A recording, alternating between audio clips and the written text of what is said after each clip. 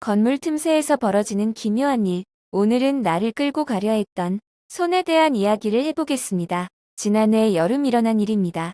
한밤중에 편의점에 가려고 매일같이 지나다니는 길을 걷고 있던 중이었습니다. 건물과 건물 사이에 1m 정도 크기의 틈새가 눈에 들어옵니다. 이런 곳에 틈새가 있었나 싶었지만 별 생각 없이 지나가려던 터였지요. 그런데 갑자기 뒤에서 빠른 걸음으로 또각또각하는 하이힐 소리가 들려왔습니다. 꽤 서두르는 듯 했기에 길 가장자리 쪽으로 걸음을 옮겨 추월해서 지나갈 자리를 마련해줍니다. 하지만 바로 뒤까지 들려왔던 발소리가 갑자기 우뚝 멈춰섰고 도중에 어디 빠질 길도 없고 그렇다고 집 한 채 없는 빌딩 숲이었습니다. 이상해서 뒤를 돌아봤더니 20대 중반쯤 되어 보이는 여자가 아까 그 틈새를 들여다보고 있었지요.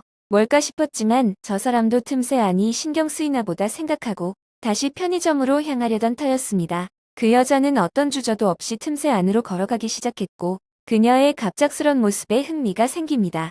혹시 지름길이라도 있는 건가 싶은 생각에 다시 돌아가 틈새 안을 봤습니다. 하지만 안은 그저 깜깜하고 아무것도 보이지 않았습니다.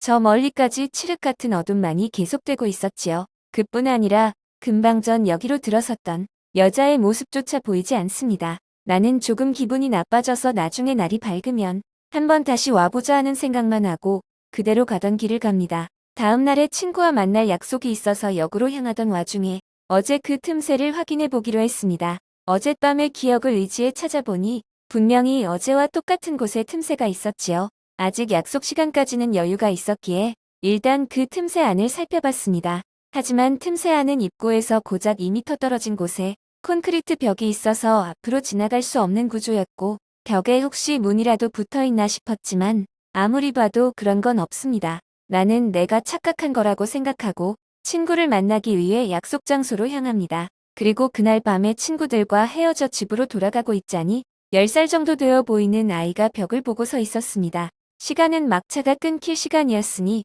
새벽 1시를 넘을 무렵이었을 겁니다. 이런 시간에 웬 아이인가 싶었지만 어차피 생각 없는 부모가 데리고 나왔을 거라는 생각을 하며 걷고 있었는데 그런데 갑자기 그 아이가 벽 속으로 걸어 들어가는 걸 보았고 그 순간 나는 깨달았습니다. 아이가 들어간 것은 오늘 낮에 봤던 그 틈새였던 것입니다. 서둘러 아이가 있던 곳까지 달려갔지만 역시나 낮에 봤던 그곳이 맞았지요. 그리고 셔터가 내려진 양쪽 건물과 주변 분위기로 전날 여자가 들어갔던 곳도 틀림없이 여기라고 확신합니다. 하지만 이상합니다.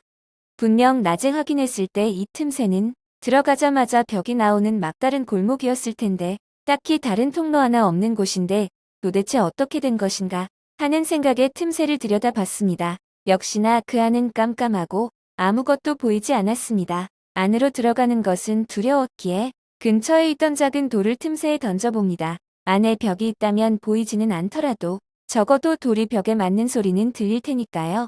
하지만 예상과는 달리 돌이 벽에 맞는 소리는 들리지 않습니다. 그뿐 아니라 아예 돌이 바닥에 떨어지는 소리조차 들리지 않았습니다. 나는 기분이 나빠져 확인을 위해 다시 한번 돌을 던지려고 했고 그래서 바닥에 있는 돌을 줍기 위해 막 허리를 굽혔을 때였지요. 그러자 누군가가 내 팔을 잡았습니다. 깜짝 놀라 고개를 들자 어두운 틈새 안에서 손이 불쑥 튀어나와 내 팔을 잡고 있었습니다. 나는 완전히 패닉에 빠져 소리를 치며 손을 뿌리치려 했지만 그 손은 믿을 수 없이 강해서 도저히 떨쳐낼 수가 없었습니다. 그리고 그 손은 나를 틈새 안으로 질질 끌어들이려 하고 있었고 나는 필사적으로 나를 끌어당기는 손에 저항하며 다리를 빌딩 벽에 걸치고 드러누워 버텼습니다.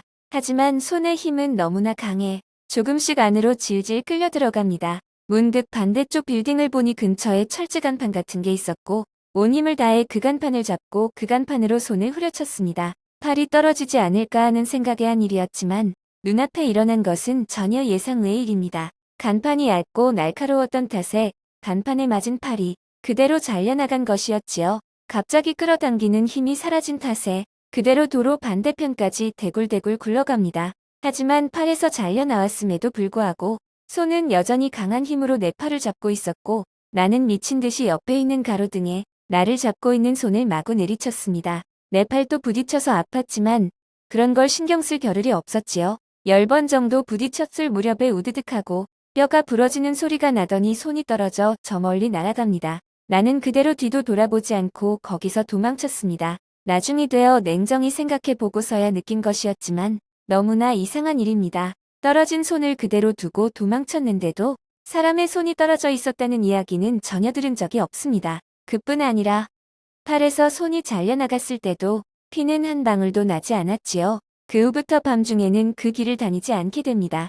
낮이라면 괜찮겠지만 더 이상 밤중에 그 길을 지나갈 용기가 없었기 때문입니다. 결국 그 틈새는 무엇이었는지, 여자와 아이는 어떻게 된 것인지 전혀 모르겠습니다. 뭐가 뭔지 알 수 없는 일이었지만 그럼에도 내가 작년에 실제로 겪은 일이었습니다. 나를 끌고 가던 그 손은 건물 틈새의 지옥에서 나타난 것일까요?